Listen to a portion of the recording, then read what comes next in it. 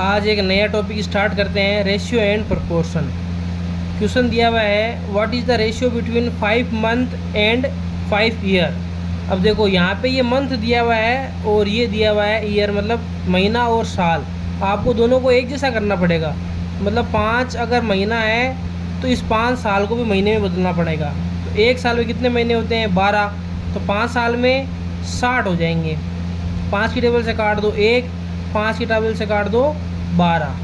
तो ये 1 और 12 आपका रेशियो आ जाएगा। सी वाला ऑप्शन एकदम सही हो जाएगा।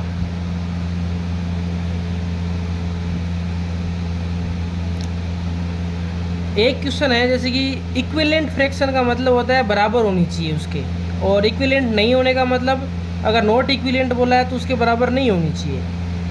विच is the following ratio is equivalent to the 11 और 16। यहाँ पे एक रेशियो दिया हुआ है 11 रेशियो 13। रेशियो दिया हुआ है 11 रेशियो 13। इसके इक्विवेलेंट का मतलब होता है कि बराबर होनी चाहिए।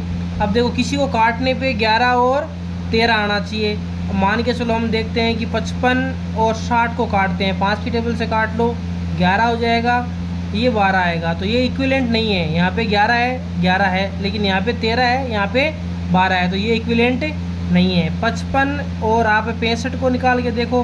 5 की टेबल से काटो 11, 5 की टेबल से काटो 1 और 3 15। 11 और 13 इक्विवेलेंट हो गया।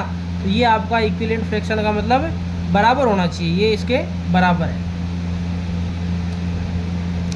ये वाला क्वेश्चन दिया हुआ है, what is the ratio of side of triangle and rectangle. मतलब एक त्रिभुज और एक आयत के साइड में कितने का रेशियो होता है। त्रिभुज देखो आपको पता है 3 साइड होती है त्रिभुज की। कोई सा भी त्रिभुज हो मान लो, इसके 3 साइड होती है। और ये रेक्टेंगल हो गया आपका। रेक्टेंगल में क्या होती है, दोनों साइडें आपस में क्या होती है, बराबर। आमने सामने वाली क्या होती है, बराबर। लेकिन साइड कितनी हो गई इसमें, देखो 1 2 3। इसकी तो 3 साइड हो गई। इसमें कितनी हो गई, 1 2 3 4। इसकी 4 साइड हो गई। तो इनका साइड का रेशियो क्या होता है, 3 और 4। तो बी वाला ऑप्शन सही।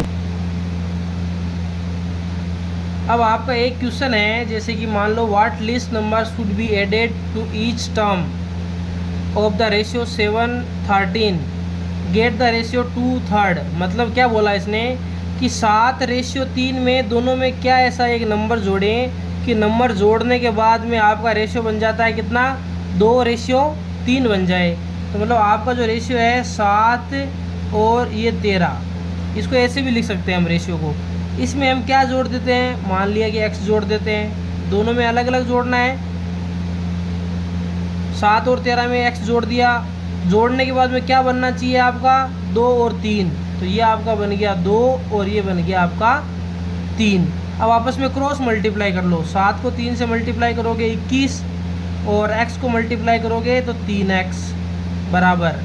13 को 2 से मल्टीप्लाई करोगे 26 प्लस 2 के साथ में x को मल्टीप्लाई करोगे x हो गया। अब ये वाला x इधर ले आओ और 21 को क्या ले जाओ, उधर ले जाओ। तो 3x माइनस 2x, यहाँ पे 26 है, ये इधर प्लस का है, उधर जाके क्या हो जाएगा, माइनस का। तो यहाँ पे 1x बचा और यहाँ पे कितने बच गए, 5। तो x की वैल्यू कितनी आ गई, 5। तो इसमें अगर हम 5 जोड़ देंगे इन दोनों नंबरों में अलग अलग, तो आपका रेशियो क्या बन जाएगा, 2:3 का रेशियो बन जाएगा। अब एक लास्ट क्वेश्चन देखते हैं। इसमें क्या दिया हुआ है, x और y का रेशियो दे रखा है 3 और 5। Then the find the ratio of 3x plus 4y ratio 8x plus 5y। देखो इसमें कुछ नहीं करना है, आपको x की वैल्यू दे रखी है 3 और y की वैल्यू दे रखी है आपको 5 दे रखी है। अब देखो x की जगह पे 3 रख दो, तो 3 इंटू एक्स की जगह पे कितना हो गया, 3 प्लस 4 इंटू वाई की जगह क्या रख दो, 5। ये रेशियो लिख दो। 8 के साथ में 8 इंटू 3 प्लस 5 इंटू 5, ये हो गया आपका। ये कितना हो जाएगा, 9 प्लस ये कितना हो गया, 20 रेशियो। ये कितना हो गया, 24। ये कितना हो गया, 25। इन दोनों को जोड़ दो, कितना हो गया, 29। इन दोनों को जोड़ दो, कितना हो जाएगा, 49। तो 29 49 पहले वाला ऑप्शन एकदम सही।